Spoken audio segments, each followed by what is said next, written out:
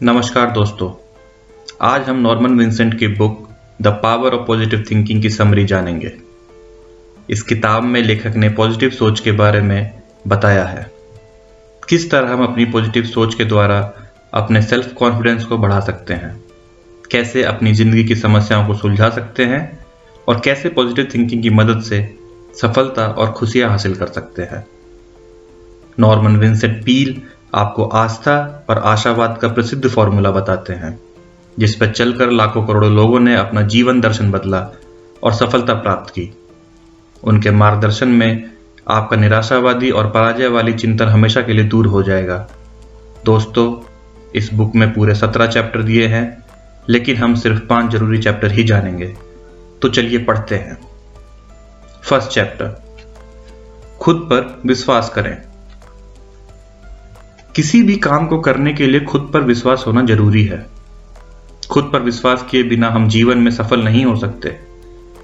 कई बार यह सबने देखा है कि बहुत से लोग दूसरों की सफलता और कामयाबी को देखकर बुरा महसूस करते हैं, क्योंकि वह उतने सफल नहीं होते। अगर आप अपने आप में सेल्फ कॉन्फिडेंट पैदा कर लें, तो आप दूसरों को देखकर बुरा महसूस नहीं करेंगे।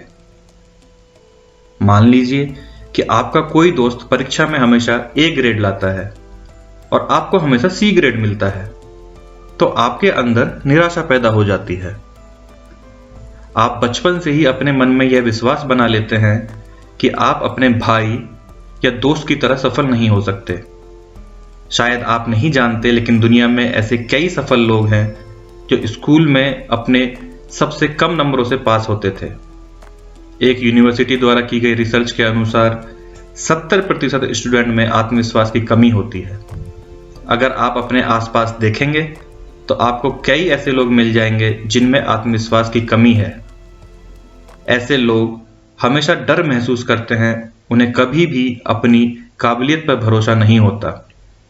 इस तरह के डर को दूर करने का सबसे अच्छा तरीका है खुद पर विश्वास करना और अपने अंदर आत्मविश्वास पैदा करना।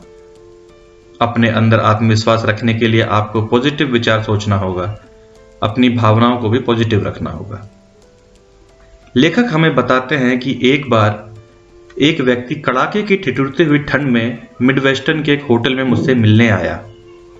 मुझे 35 मील दूर दूसरे शहर में लेक्चर देने जाना था। मैं उसकी कार में बैठ गया और वह फिसलती हुई सड़क पर तेज रफ्तार से कार दौड़ाने लगा।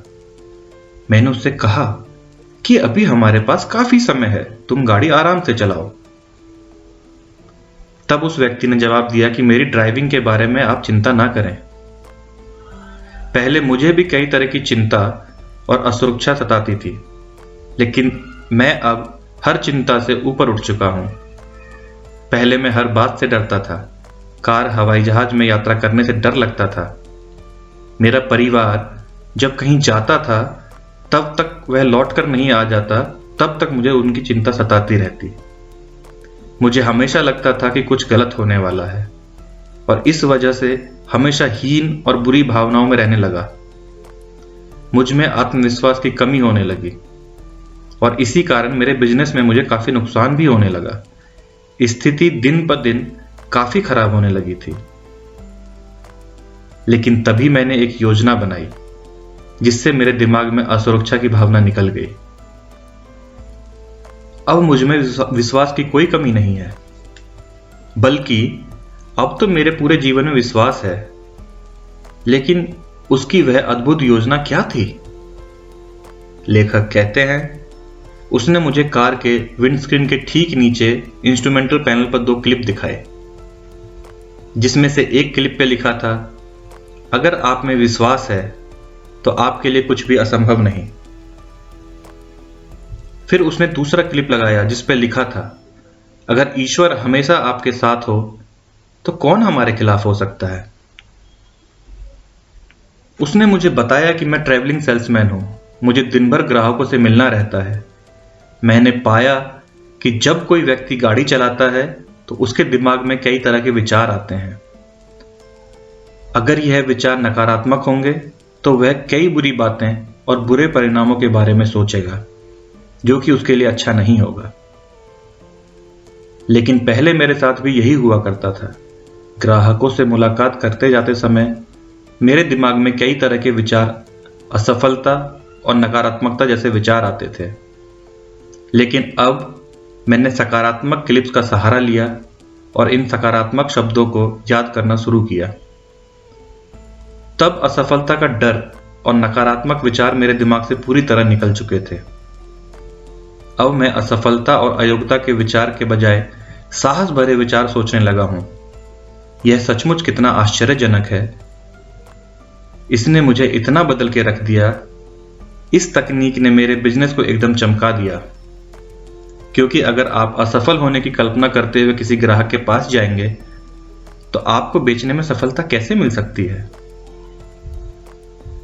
सेकंड चैप्टर, लगातार ऊर्जावान कैसे बने रहें। लेखक कहते हैं कि आप जो भी सोचते हैं उसका आपके शरीर पर बहुत प्रभाव पड़ता है। अगर आप सोचते हैं कि आप बहुत अकेले हैं तो आपका शरीर इस बात को मान लेगा। अपने अंदर विश्वास भरने से आपको अंदर ऊर्जा पैदा होती है। एक व्यक्ति ने लेखक से कहा था कि वह अपने आप को एनर्जी से भरने के लिए चर्च जाता है। लेखक ने उसकी बात को एकदम सही बताया है। हमें इस प्रकार की शक्ति ईश्वर से ही मिलती है, फिर चाहे वह इलेक्ट्रिक पावर हो या स्पिरिचुअल पावर। और दुनिया के सबसे सफल व्यक्ति किसी न किसी तरह ईश्वर के संपर्क में थे, जिससे उन्हें कामयाब होने की ऊर्जा मिली। लेखक कहते हैं, मैंने एक खिलाड़ी को देखा जो भरी दोपहरी में 100 डिग्री तापमान में अपना गेम खेल रहा था। उसका वजन भी बहुत ज्यादा घट चुका था।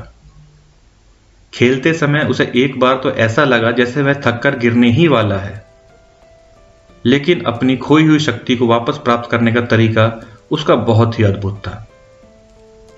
उसने यह वाक्य अपने मन में दोहराया कि जो ईश्वर के सेवक हैं वह अपनी ताकत फिर से पालेंगे। वह दौड़ेंगे पर रुकेंगे नहीं, वह चलेंगे पर कमजोर नहीं होंगे, वह गरुड़ की तरह तेज आसमान में उड़ जाएंगे लेकिन गिरेंगे नहीं। लेखक कहते हैं, उसने मुझे बताया कि इस प्रार्थना को मैदान में दोहराने के बाद उसकी ताकत फिर से नई जैसी हो गई। वह खेल खत्म होने के बाद भी जरा भी थकान महसूस नहीं कर रहा था। उसने कहा कि मैंने अपने दिमाग में ऊर्जा पैदा करने वाली सशक्त विचार को बैठा लिया है। लेखक कहते हैं, थॉमस अल्वा एडिसन की पत्नी उनके प्रसिद्ध पति और दुनिया के महानतम आविष्कार की आदतें और गुणों के बारे में बात किया करते थे। उन्होंने बताया कि जब एडिसन कई घंटों की मेहनत के बाद प्रयोगशाला से अपने घर आते थे तो वह अपने पुराने बिस्तर पर लेट जाते। वह उसी समय किसी बच्चे की तरह बाधा रहित और गहरी नींद में सो जाते। और जब वह 3, 4 या 5 घंटों के बाद जागते तो वह पूरी तरह तरोताजा और काम पर लौटने के लिए उत्सुक रहते थे। उनकी पत्नी ने बताया, वह पूरी तरह से प्राकृतिक है।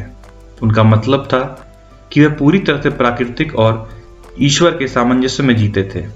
कोई भी संघर्ष, मानसिक असंतुलन, भावनात्मकता और कोई भी अस्थिरता नहीं थी।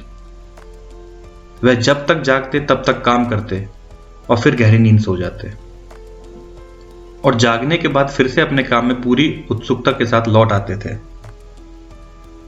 एडिसन कई साल तक जीवित रहे और कई महीनों में वह अमेरिकी महाद्वीप के रहने वाले सारे सबसे रचनात्मक जीनियस थे। भावनात्मक संतुलन पूरी तरह से विश्राम करने के लिए उनकी योग्यता से उन्हें ऊर्जा प्राप्त होती थी। लेखक कहते हैं, शरीर को इस तरह से बनाया गया है कि लंबे समय से आवश्यक ऊर्जा का उत्पादन कर सके। अगर कोई व्यक्ति अपने शरीर का अच्छे से ध्यान रखे, यानी खानपान और व्यायाम, नींद आदि पर ध्यान दे, तो शरीर अपने आप को अच्छी तरह से स्वस्थ रख सकता है, आश्चर्यजनक ऊर्जा का उत्पादन कर सकता है और इस ऊर्जा को बनाए रख सकता है। अगर व्यक्ति अच्छी तरह संतुलित भावनात्मक जीवन पर ध्यान देता है तो ऊर्जा की बचत होगी। लेकिन अगर वह स्वयं के द्वारा बनाई गई नकारात्मकता, भावनात्मकता प्रतिक्रिया पर अपनी ऊर्जा खर्च करता है तो उसके पास जीवन की शक्ति की कमी होगी। जब शरीर, मस्तिष्क और आत्मा मिलकर काम करते हैं तो व्यक्ति की स्वाभाविक अवस्था आवश्यक ऊर्जा के लगातार नवीनीकरण की होती है।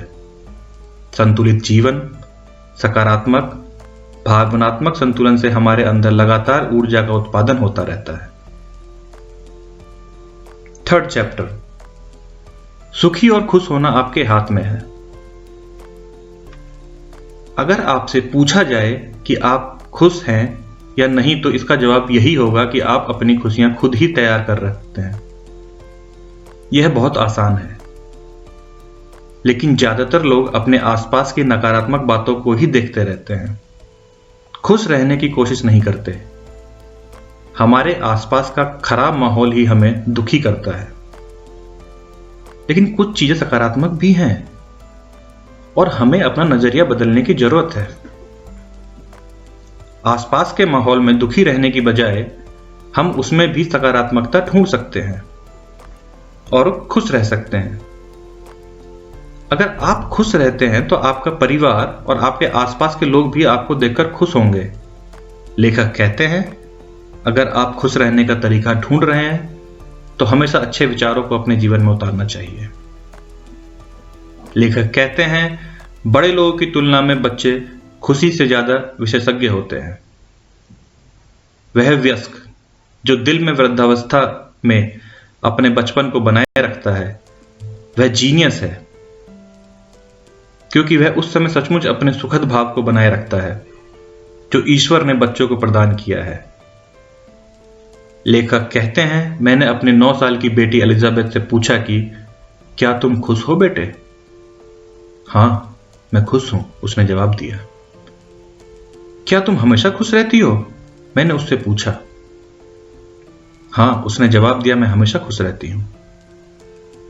तुम किस बात से खुश रहती हो? मैंने उससे पूछा। यह तो मैं नहीं जानती, उसने कहा, मैं सिर्फ खुश रहती हूं। कोई ना कोई बात तो होगी जिससे तुम्हें खुशी मिलती होगी, मैंने फिर पूछा। तब उसने कहा, अपने दोस्तों से खुशी मिलती है, मैं उन्हें पसंद करती हूं, स्कूल जाने से मुझे खुशी मिलती है, मुझे मेरे टीचर्स पसंद है, मैं चर्च जाना पसंद करती हूं, मुझे संडे स्कूल के टीचर्स पसंद हैं, मैं अपने भाई और बहन से प्रेम करती हूं, मैं अपने माता पिता से प्रेम करती हूं, जब मैं बीमार होती हूं तो वो मेरा ध्यान रखते हैं, वह मुझसे प्रेम करते हैं और अच्छा व्यवहार करते हैं।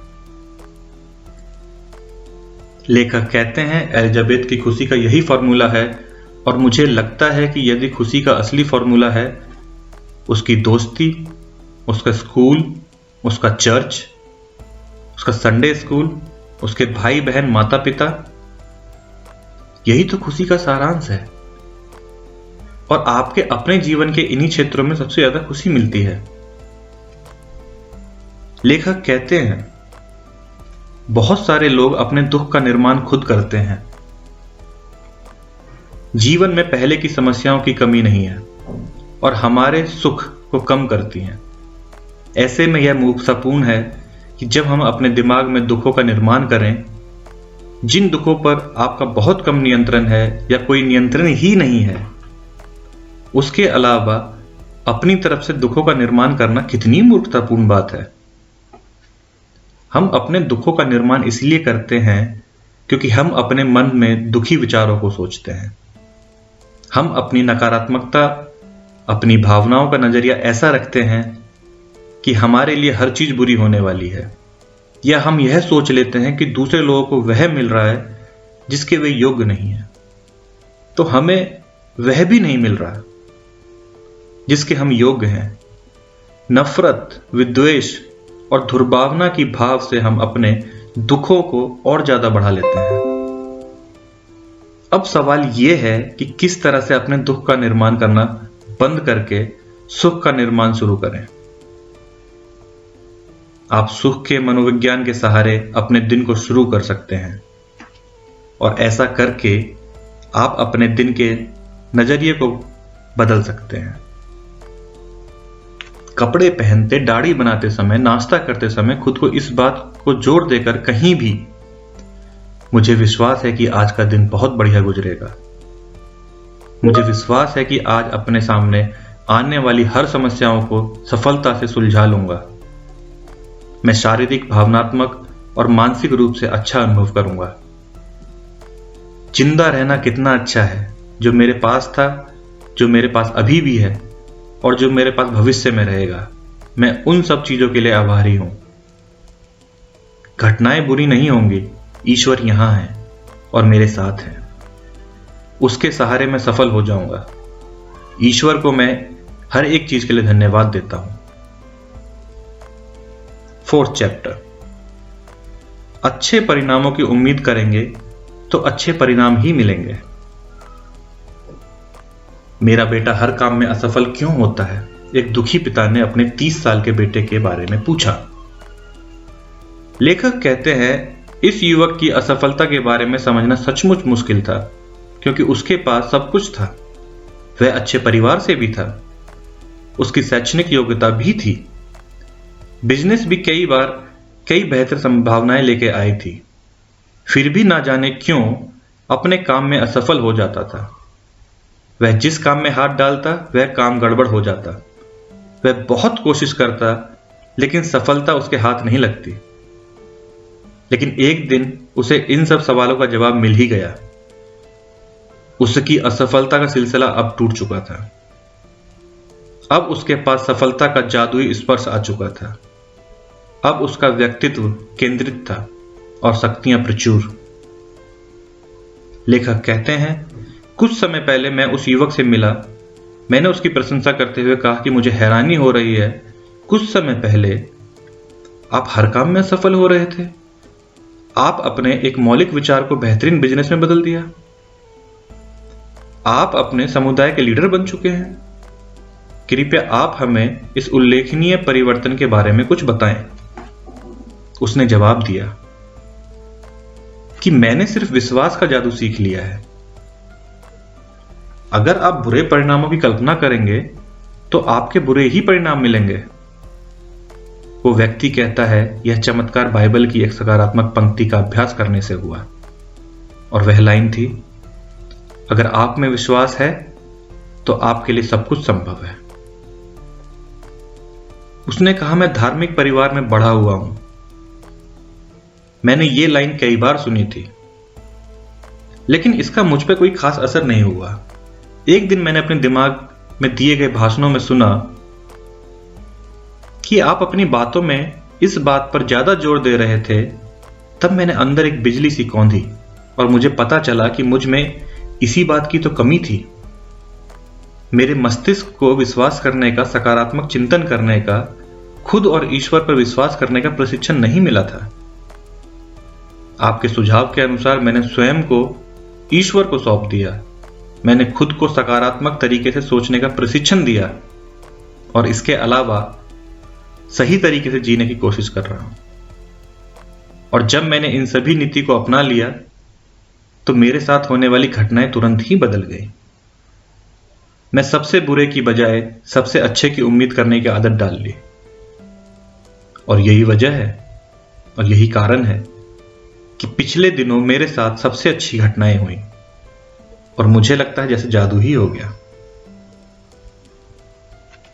अगर आप अपने जीवन में कुछ अच्छा पाना चाहते हैं तो सबसे पहले उस चीज के बारे में सोचिए, अच्छा महसूस कीजिए, ऐसा विश्वास कीजिए कि मैं हर चीज जरूर कर लूंगा। आपको अपनी बात पे विश्वास होना चाहिए।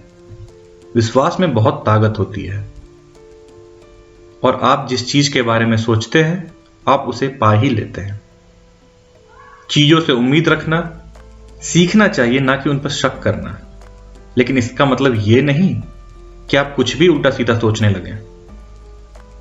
लेखक कहते हैं, कुछ ऐसे शब्द, मुहावरों का वाक्य ढूंढ लीजिए जो आपको हमेशा अच्छा सोचने के लिए मजबूर करते रहें। फिर उनमें से हर दिन एक मुहावरे और वाक्य अपने दिमाग में डालिए। उसे बार बार दोहराइए। जब आप सुबह उठते हैं और जब आप सोने जा रहे हो तब भी। जब भी आपके दिमाग में समय मिल जाए, इससे आपके विश्वास की शक्ति को बढ़ाने में बहुत मदद मिलती है और आप जो विश्वास करते हैं वैसा ही होने लगता है। चैप्टर 5। मैं हारने में विश्वास नहीं करता। आपके मन में कोई भी नकारात्मक विचार आता है तो उसे बिल्कुल हटा दीजिए और हमेशा ये सोचिए कि मैं हारने वालों में से नहीं हूं और मैं ऐसी किसी भी चीज पर विश्वास नहीं करता जिसमें हारने का भाव हो। आपका एटीट्यूड ही हमेशा ऐसा होना चाहिए जो आपको जीत की तरफ ले जाए।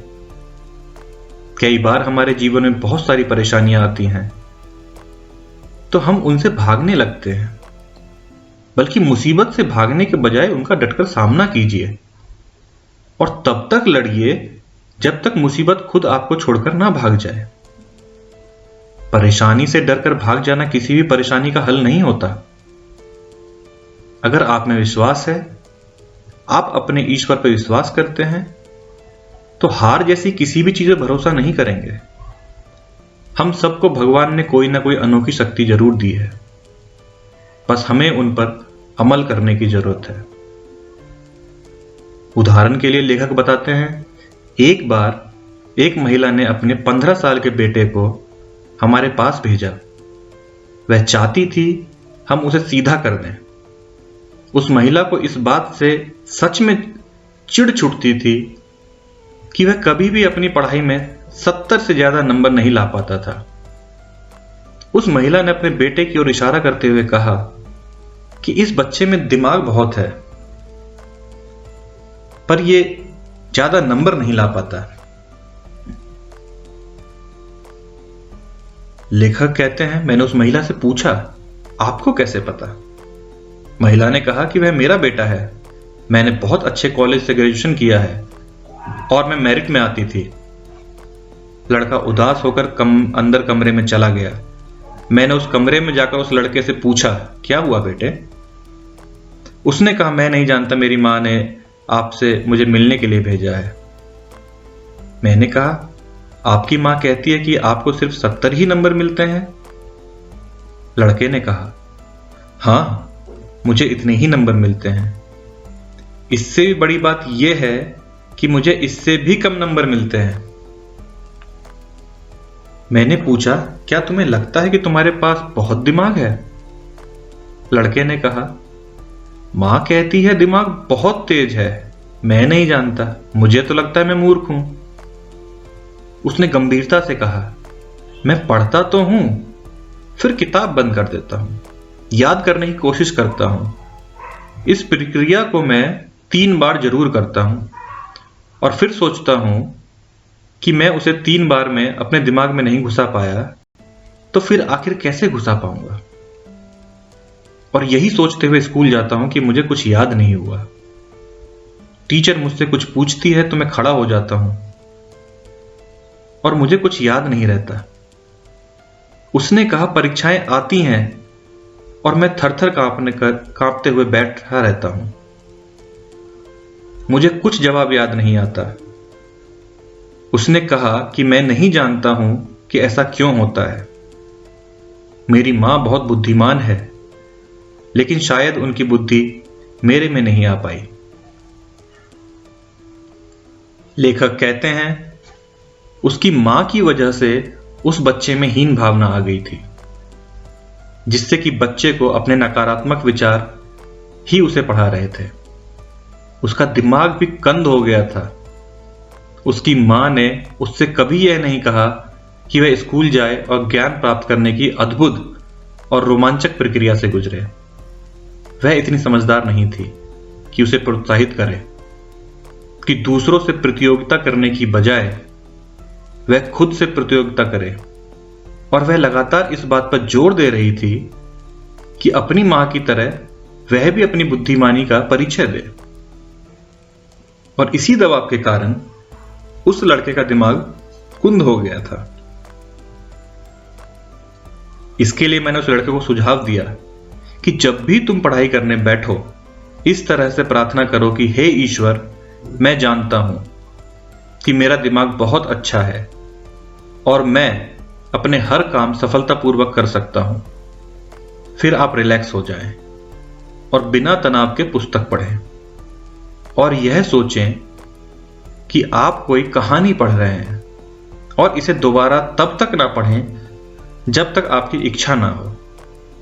इस पर विश्वास करें कि आप जो पढ़ रहे हैं, आपको सब कुछ समझ में आ रहा है। और सारी जानकारी मस्तिष्क में अच्छी तरह से बैठ रही है। सुबह जब स्कूल जाएं तो खुद से कहें, इतने अच्छे नंबर लाने के लिए तो वह किताबी कीड़ा रही होगी, और आजकल कौन किताबी कीड़ा होना चाहता है। मैं मेरिट होल्डर बनना चाहता हूं। मैं तो बस ठीक ठीक तरह से स्कूल से पास करना चाहता हूं। फिर कक्षा में जब टीचर आपसे कुछ पूछे तो जल्दी से अपने मन में वह प्रार्थना करें और फिर जवाब दें। तब यह सोचें कि ईश्वर आपके जवाब देने में मदद कर रहा है। जब कोई परीक्षा दें तो विश्वास करें कि ईश्वर आपके दिमाग को शक्ति प्रदान कर रहा है और आपके दिमाग में सही सवाल आ जाएंगे। वो लड़का इन्हीं विचारों पर चला और आप जानते नहीं हैं कि 6 महीने बाद उसे कितने अंक मिले।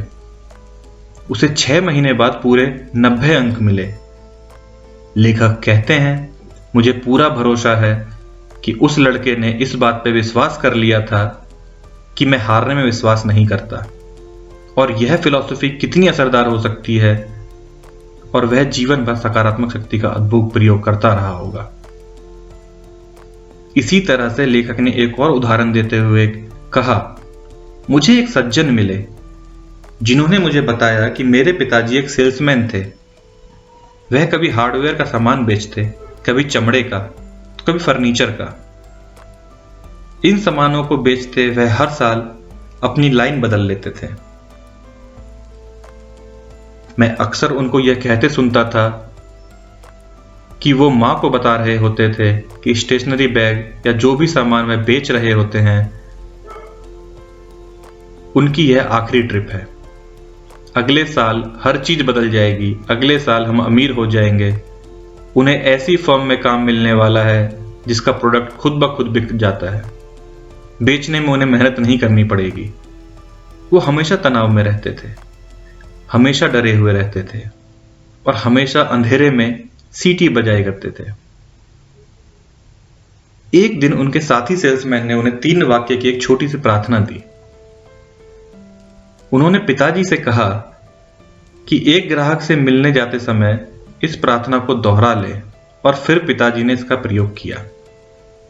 कुछ ही दिनों बाद इसके परिणाम चमत्कारिक थे। पहले सप्ताह में 85% लोगों को यह सामान बेचने में कामयाब हुए, और इसी के दूसरे सप्ताह में उन्होंने 95% लोगों को अपना सामान बेचा और उन्हें सफलता पाई। और इसमें 16 सप्ताह तो ऐसे थे जिसमें पिताजी ने सामान बेचने का रिकॉर्ड बनाया।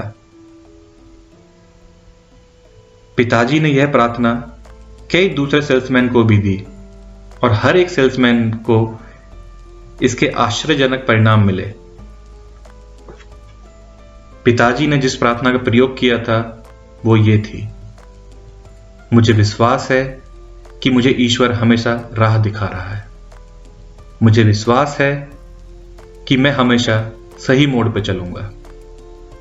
मुझे विश्वास है कि जहां राह नहीं है, मेरे लिए वहां ईश्वर राह बना देगा।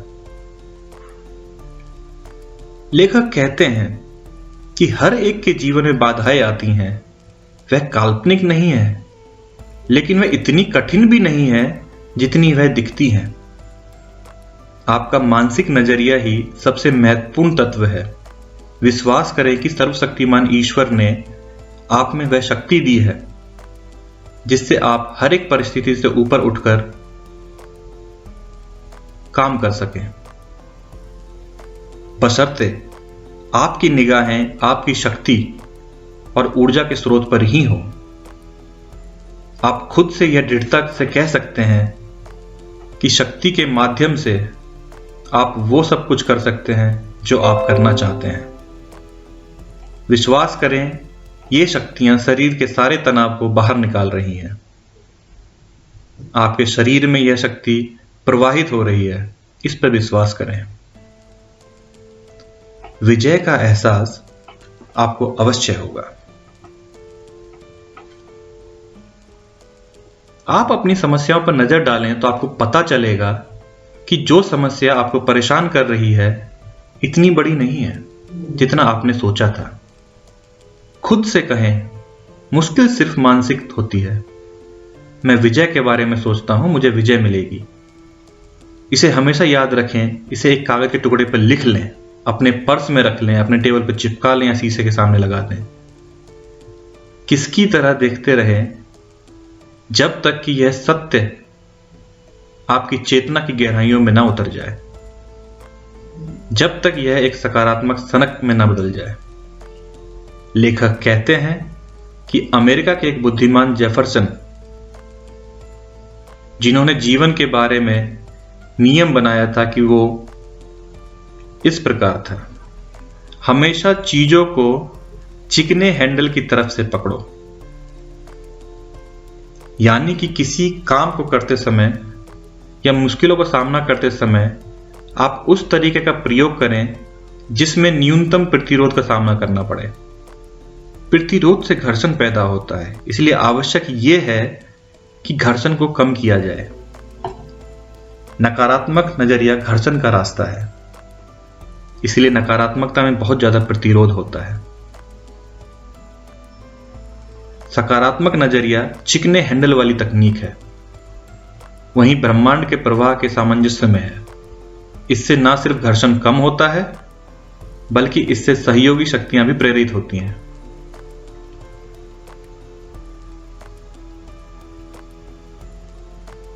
तो ये थी आज की समरी। धन्यवाद।